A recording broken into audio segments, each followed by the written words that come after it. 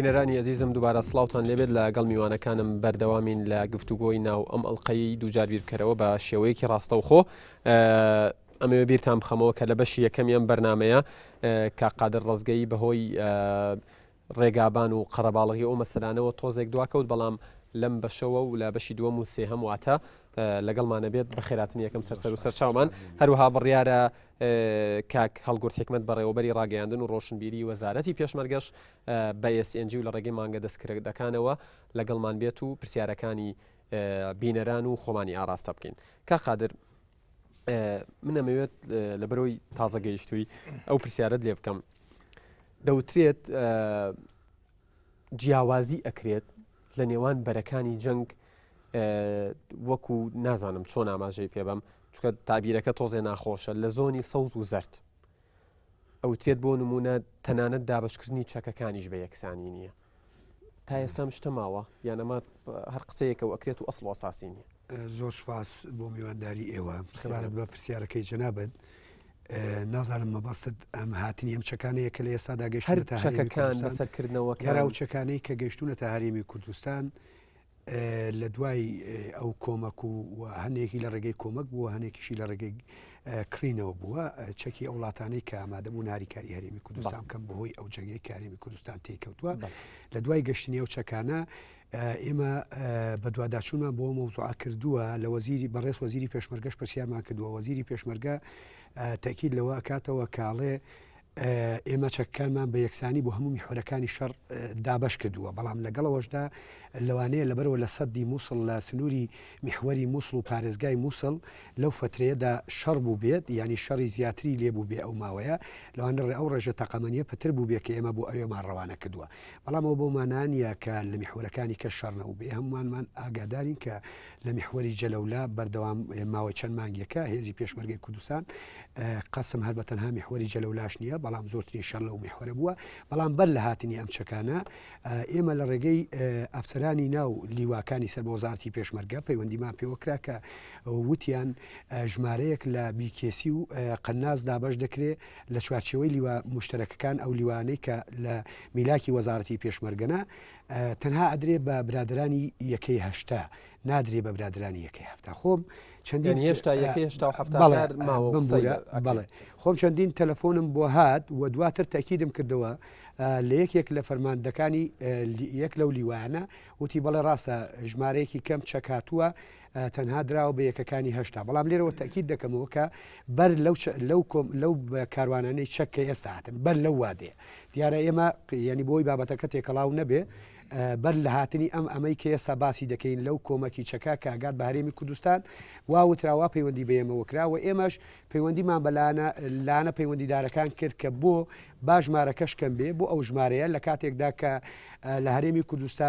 کوردستان ڕوبەڕووی جەنگ بۆتەوە لەگەڵ گروهێکی نێونەتەوەی تیرۆریستی و لە هەموو کاتێک هەرێمی کوردستان زیاتر پێویستی بە تەبایی و یەکگوتاری و یەکریزیە کە لە ڕاستیدا ئەمە بەدی دەکەین، من ناڵم بەدی ناکەین، بەڵام لە هەما کاتیشدا پێویستە هەرچی ئیمکاناتێک ئیمکاناتەکان ئیمکاناتی حیزبیش بن پێویستە لەم ڕەوشە خراپەدا کە ڕاستە ورەی پێشمەرگە بەرزە، ڕاستە مقاومەی زۆر هەیە و هێزی پێشمەرگە بە تایبەت لە ئێستادا لە هێرش بردندایە و لە پاکردنەوەی ئەو شوێنانەدایە کە پێشتر داگیرکرا کاریگەری هەبێت لەسەر ورەی پێشمەرگە بە ئەکیدی کاریگەری ئەبێت لەسەر من لێرەوە لە ڕێگەی کەناڵەکەی بەڕێستانەوە داوا لە بەڕێز سەرۆکی هەرێمی کوردستان دەکەم وەکو فەرماندەی گشتی هێزی پێشمەرگەی کوردستان و لە بەڕێز وەزیری پێشمەرگەش دەکەم کە لە مامەڵەکردن لەگەڵ ئەم چەکانە پێویستە بەرجەستەی دادپەروەری بکەن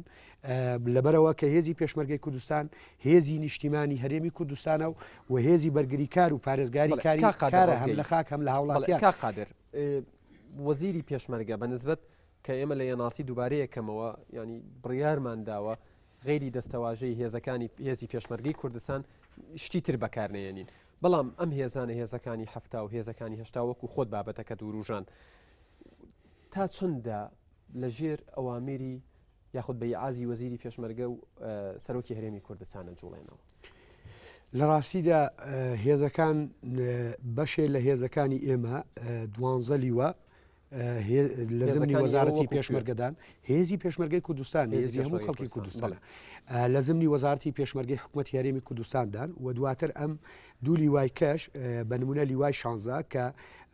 مالیکی و لە بەغداوە موچەکەیان بەدرا ئەمانی کەوتونەتە سەر زمنی میلاکی وەزارەتی پێشمەرگە کە کۆی ئەم لیوانە ئەبێ بە چواردە لیوە بۆیش بە ڕقم دێڵێم چونکە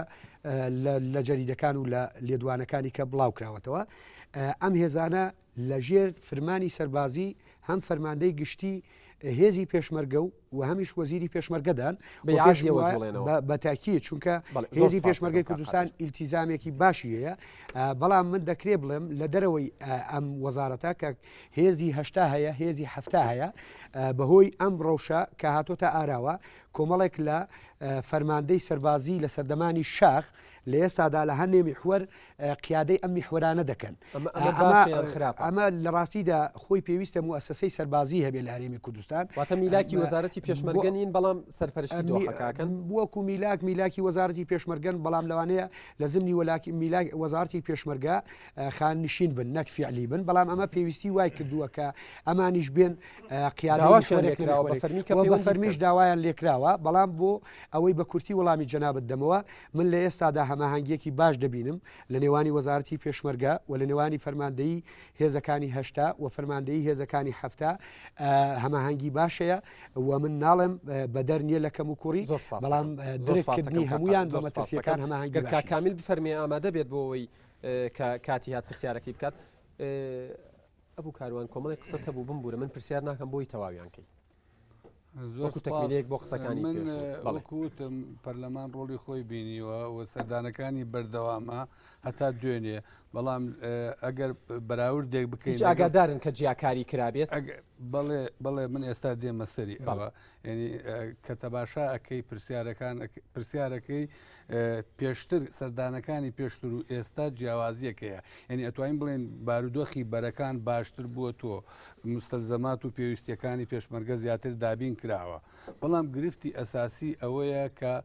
هەموو هێزی پێشمەرگە گلەی لەسەرەکە ئەوەیە نەبوونی یەک ناوەندی بریایە فرە بریاردەر هەیە لەوێ لە وەکووتیان هەفتا هەشتایە تەنانەت ینی ئەمە هەرماوە هەرماوە و زیاتریش بووە تۆ تەنانەت ئەو لیوانەی کە ناوی لێن ڕایسەکە قادر دوانزە لیواکەی کە یەکیان کردووە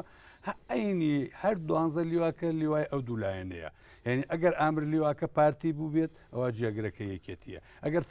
ئامر فەوجەکە پارتی بوو بێت ئەوە جێگرەکەی یەکێتیە ئاوا بۆکو پێشتر 50 دابش کراوە یعنی من نامەوێت نمونەیەک بێرم نمونەی ئەو مۆزوع ئەمانە گرفتی ئەم ناوەندە بریارە تەسیری لە سەرپەرشتیکردنی شەڕەکانەیە تەسیری لە کشانەوەی هێزی پێشمەرگایە تەسیری لە دابشکردنی هاوکاری هەیە ئەمە خاڵێکی ئەساسیە کە ئێمە لە راپۆرتی لوژنەی پێشمەرگەیشتا کە بووە بریار کە پێویستە ئەوە یەکلان کردووە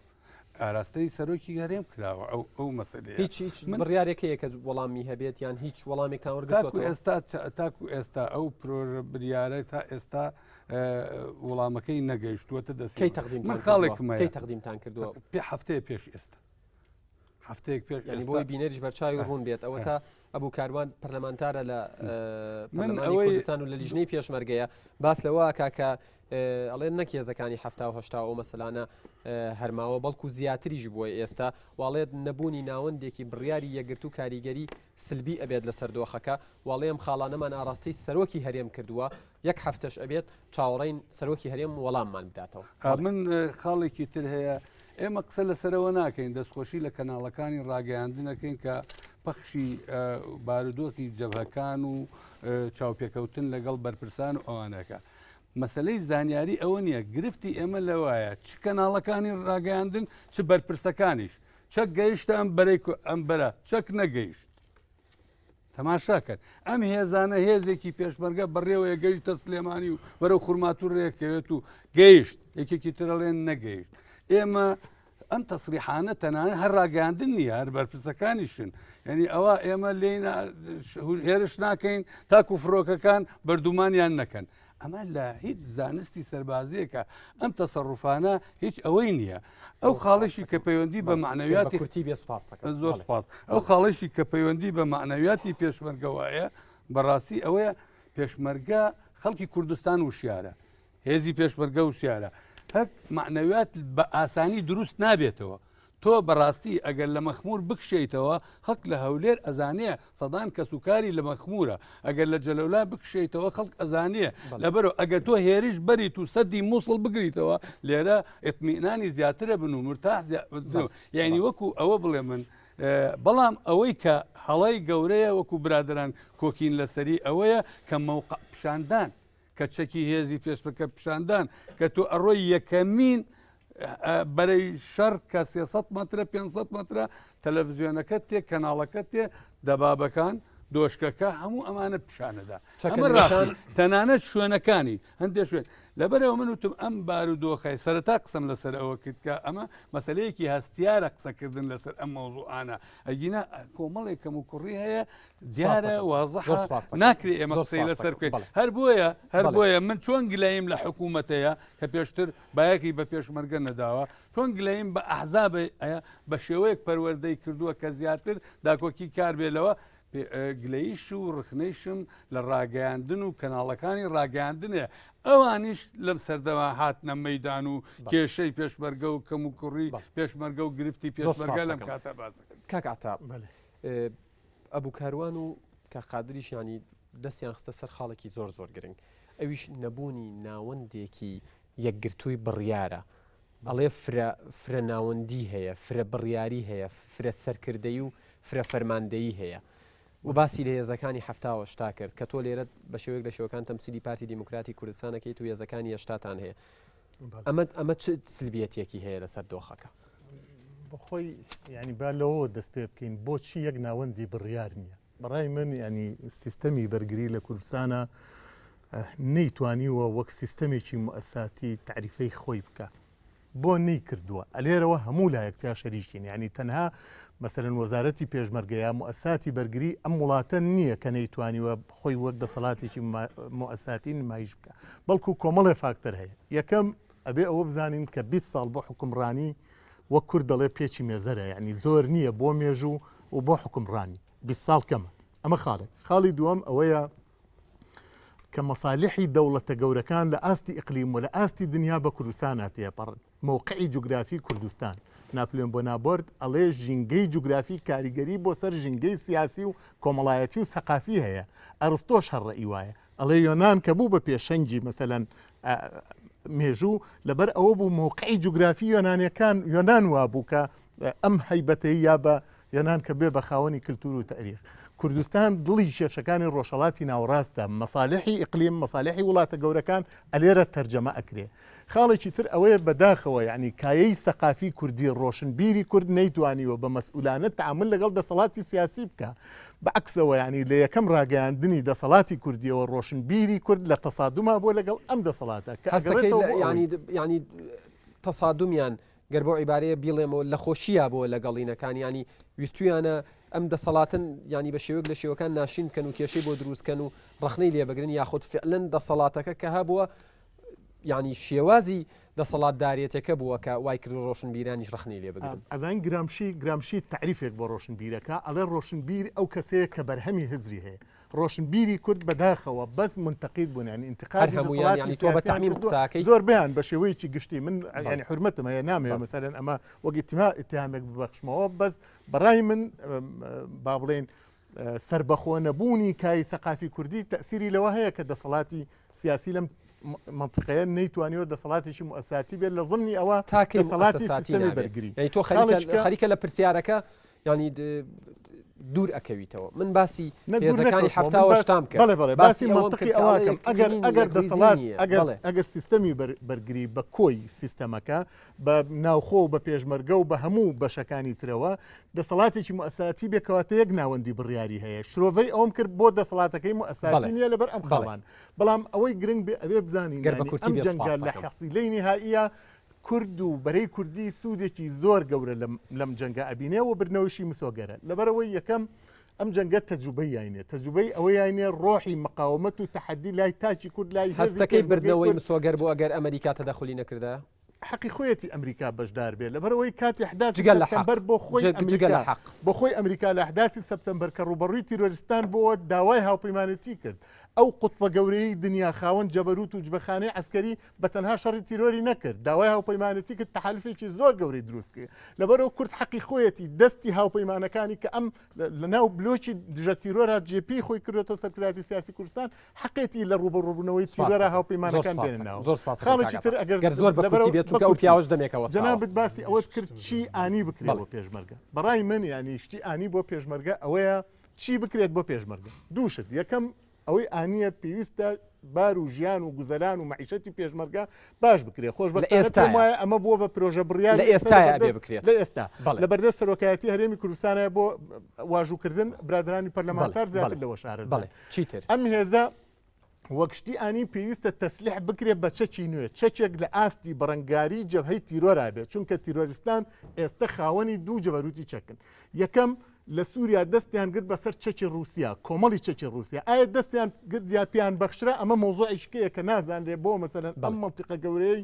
بە حدودی کوردستانی عێراقەوە سووریەکان وازیان لێ ناو هێزەکانی داعش چەکەکانی گرت دووهەم ئەمەی کە عێراق کردی تێکشکانی لیواکانی عێراقی کە بێژگە لەوەی کاریگەری بۆ سەر معنەویاتی هێزی خۆمان هەبوو دیسان جبەخانەی چەکی خستە بەردەستی تیرۆریستان لەبەرەوە هێزی پێشمەرگە کاکشاڵاو پرسیار لێ ناکەم گەر بە کورتی چەند قسەیەک بکەی ڕای خۆت بگەێنی بۆی کاکامیل پرسیارەکەی دەمێکەوەستاوە یەکەمە لەسەر ئەوەی پێشمەوە تەکمیلی ئەوەی پێشم ئەمە ئەو بڵێم ئومێدم وایە ڕاگەیاندنەکان کە چەند سەردانی جەبهەکان دەکەن هەر کەسە و لە بەرخۆ نەچێ چاپێکەوتن لەگە بەرپرسێک بکە یەکێک لەگە ئامبرلی وایەک لەگە جێگیری وایەک لەگە سەربازێک وایە بێ وەزارەتی پێشمەرگەش فەرماندەکان ئاگادار بکاتەوە هۆشیاریان بکاتەوە زیاتر بۆ بزانن چی ئەڵێن هەموو کەناڵەکان هەماهەنگیان هەبێ لەگە وەزارەتی پێشمەرگە وەزارەتی پێشمەرگە کەسێک لە هەموو لیواکان بۆ ئەوەی یەک کەس لەو لیوایانە دیاریکرا بێ بۆ لێدوان بۆ کەناڵ ڕاگەاندەکان چونکە زۆر جار ئەبینین فەرماندەی لیوایەک و جێگیری لیوایەک لە دوو شوێنی جیاواز دوو کەناڵی جیاوازە دوو لە دوانە ڕەنگە زەریبە لە دوانەکانشان یەک نەگرێتەوە ئەمان بەڕاستی ئەمان خەلەلە دووهەمیان ئومێدم وایە کەناڵە ڕاگەیاندنەکان دوورکەونەوە جارێک کە لە تۆخکردنەوەی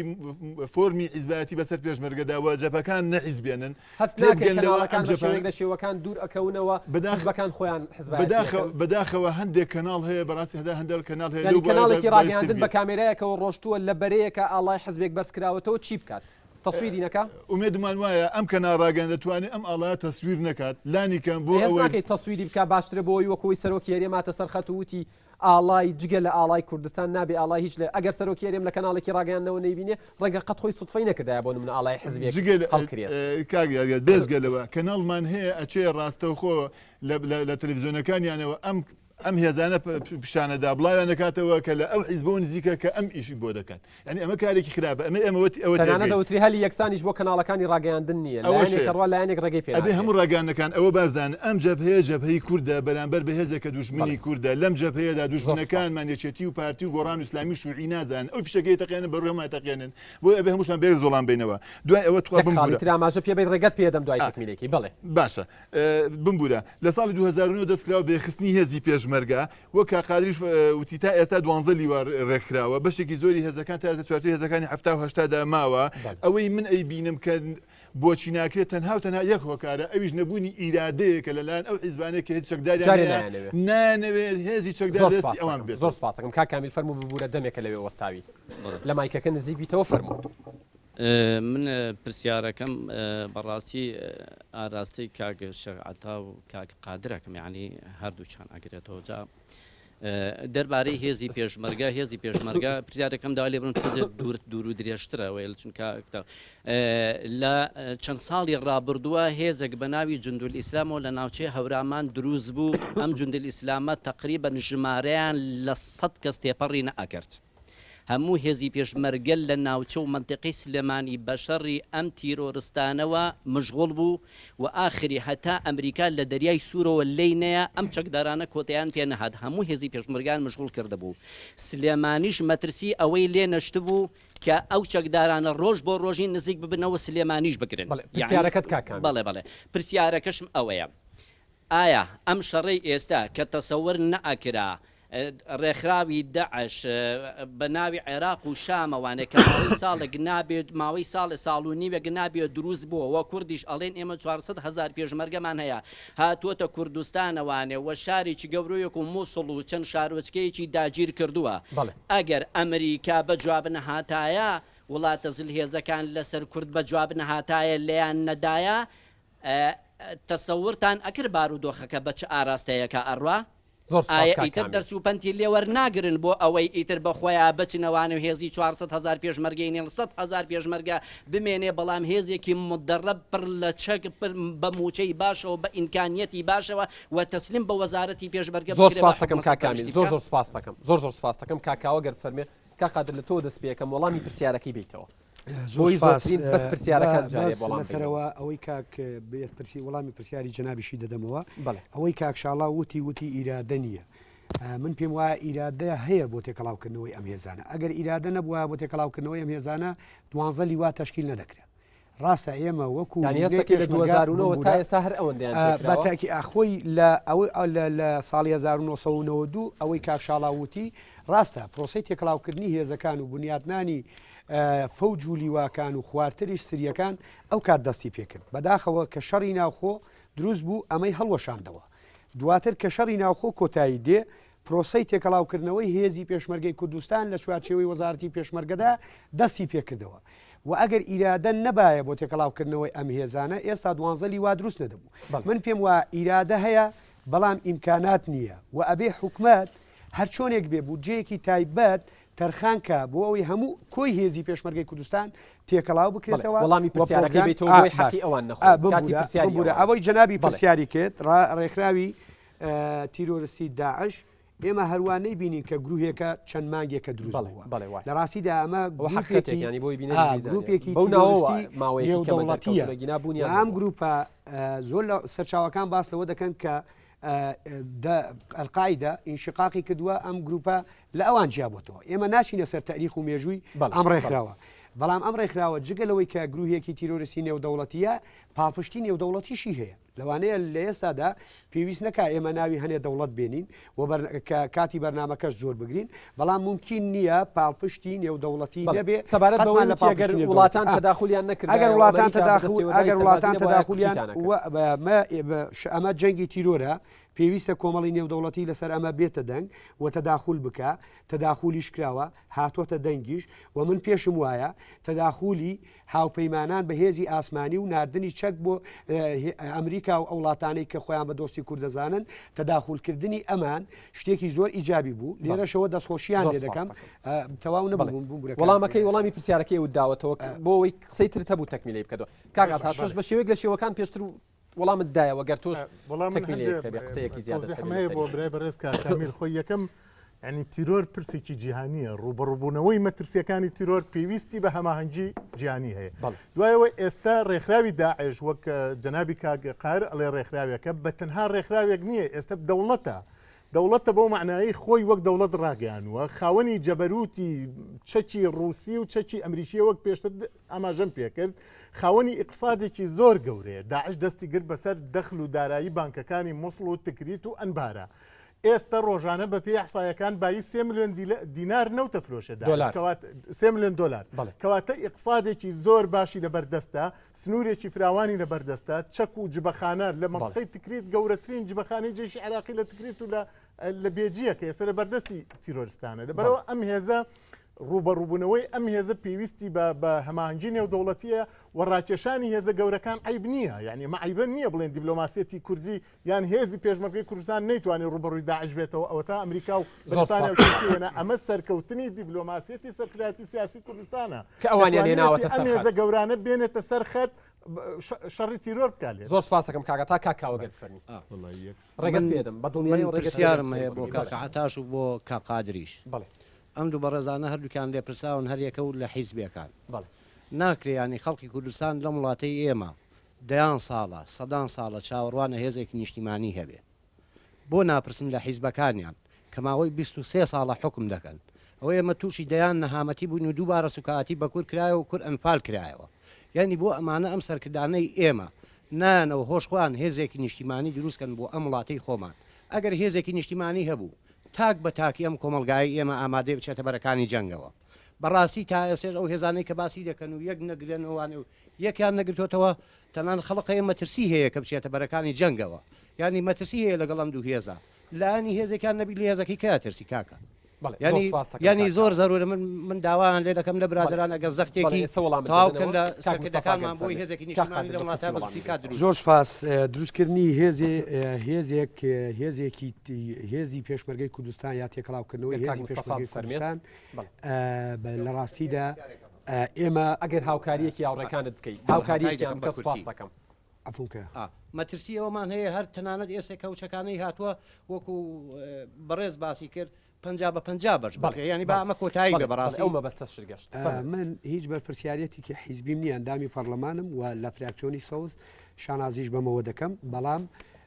وەکو ئاماژەم پێدا پێویست بوو لە ئێستادا هەرێمی کوردستان خاوەنی موەسسەی سەربازی باە و موەسسەیەکی تیارکراو هەم بە پرۆگرامی سەربازی پشتبەست بە زانستی سەربازی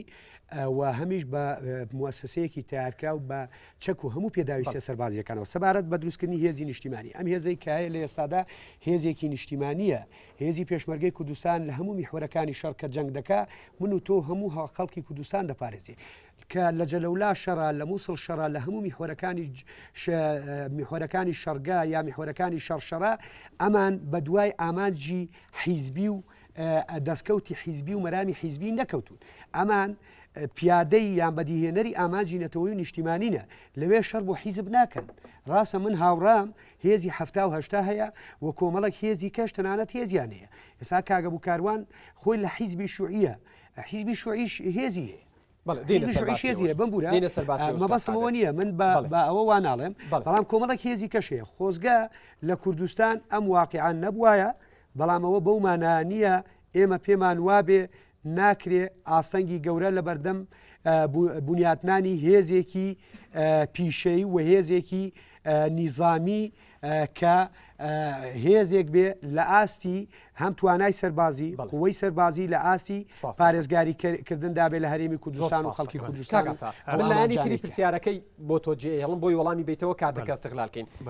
ترسیەکەیە لە ناو خەڵکە وتری ئەو چەکانەی دیێن چ بۆ ئێستا چ بۆ دواتر مەترسی لێ دەکرێت وتی بە 50 دا بەشەکرێت من وا ناڵێم ئەو وا ئەڵێ ئێوە تۆ خوێندنەوە چییە بۆ ئەم مەسلێ پێت وایە کە شتێکی لەو جۆرە ڕوو بدات؟ نەوەڵا من حەزەکەم ینی تۆزەکەم ئەگەر مەجالم بێ بەکل ساحەت ڕوونکردنەوەشی لەسەرەوە یەکەم کاکاوە باسیەوەی کرد کە هێزی پێشمەرگەی کوردستان هێزێکی نیشتیمانی نییە. بەڕای منەمە غەدرێکە لە هێزی پێشمەرگەی کوردستانەکرێ هێزی پێشمەرگەی هێزێکی نیشتیمانیە بەڵام منیش لەگەڵتان بڵێ یەکگرتو و ڕێکخراو نییە پێویستی بە ڕێخستنەوەی هەیە پێویستی بە یەکگرتنەوەی تەواو هەیە چۆن ئێستا ئیرادەی شعبی ئیرادەی پێشمەرگە لە جەبهەکان ئیرادەیەکی موحەدە پێویستە لە منطقی تەعاملی پێشمەرگەشە ئەم ئیرادە مشتەرەکە ئەم ئیدارە مشتەرەکە تەرجەمە بکرێ. من لەوانە گەڵتان بەس لەوەی کە بڵێ هێزی نیشتیمانیە بەڕای من غەدرێکە لە هێزی پێشمەرگەی کوردستانەکرێ باسی ئەوەی ئەنفال کرا ڕاستە مەسەلەن شنگال کەوتە بەرهێرش نابێ یعنی هەمومان حەقی خۆمانە داکۆچی لە تاک و فرد بە فرد و ماڵ بە ماڵی شنگالیەکان بکەین بەس نابێ داکۆچی بگۆڕین بۆ ناکۆچی ئیبرازی ناکۆچی پێ بکەین ئەمە لەم کاتا نەخمەیەکی خەتەرە. ئەنفال واردە ینی لە هەر شوێنێکا مەسەرەن جێشی دوژمن سەرکەوێ واردە کوشت و بڕی خەڵک بکە. رووسیا دووەم هێزی گەورەی ناو جەنگی دووەمی جیهانی بوو ئەو کاتەی نازیەکانی ئەڵمانیا لینینگرادیان محاسەرە کرد 1972 ڕۆژ محاسەر بوو لینینگراد 2 ملیۆن ئینسانی رووسی تیا کوژرا بۆ پەلاماری ئەویان لەبەرەوەی یەکەم لینینگراد شوێنی لە دایک بوونی لینین بوو دوایی مەهدی لێەوە هەستانی حرەکەی شوێنی بمبورە لەبەرەوە یەک دقاگەر مەجالم بیت مەبەستیان بوو پەلاماری ئەوێ بن شنگال ناسنامەیەکی قومی و دینێکی تایبەتی خۆیان هەیە لەبەرەوە دوژمن ئەوێ پەلاماری ئەوێ بە بەس ئەمە ناکاتەوە ئیتر ئێمە جەستەمان ئەنفال کرا لێرا بۆستی ڕۆحی تەرموکاکمان لا بەهێز. سوپاس دەکەم ئەگەر پرسیارەکەت بکەی کاک مستەفا. من پرسیارەکەم ناڕاستی کاگاتا و کاقادرەکەم دیارە کاگاتا ئەندامێکی چالاکی کە قادریش هەر ئەندامی پەرلەمانی فراکسیۆنی سەوزە لە پەرلەمان ئەمان باسی مەسلەی پێشمەرگە مؤسساتوانە تا ئێستا پێشمەرگە مؤسسە نەکراوە لە کەناڵی ڕاگەیاندەکان دەرەکەوێت لە زمانی زەرد پێشمەرگە دەرەکەی فەرماندەی بژی کاک مەسعود لە شوێنی کێ دەرەکەی بژی فلان کەس ئێمە مادام ئەمانەی هێزێکی مؤسسە دروستکەین هێزی مؤسسەی پێشمەرگە دروستکەین ئەبێ بڵێن بژی کوردستان بژی هێزی پێشمەرگەی کوردستان ئەمە ئەم پرسیارەیە ئایا کاقادر و ئەوان وەگەندان پەرلەمان کە سەردانی میحوەرەکانەکەن کۆمە کوشتەکان بۆ لەژێر چاودێری ئەوانە ناچێت بۆ پەرلەمانتارەکە بۆ بەرەکانی جەنگ. زۆر سپاس دەکەم مەبەستە زۆر بەڕوونی گەشتۆ پێمەڵەن کاتی ناوبڕە ئەبێ بمبوری بینەرانی عزیزم ناوبڕێک وەرەگرین و لە دوای ناوبڕەکە وەڵام بۆ پرسیارەکانی کاک مستەفاش وەرەگرینەوە.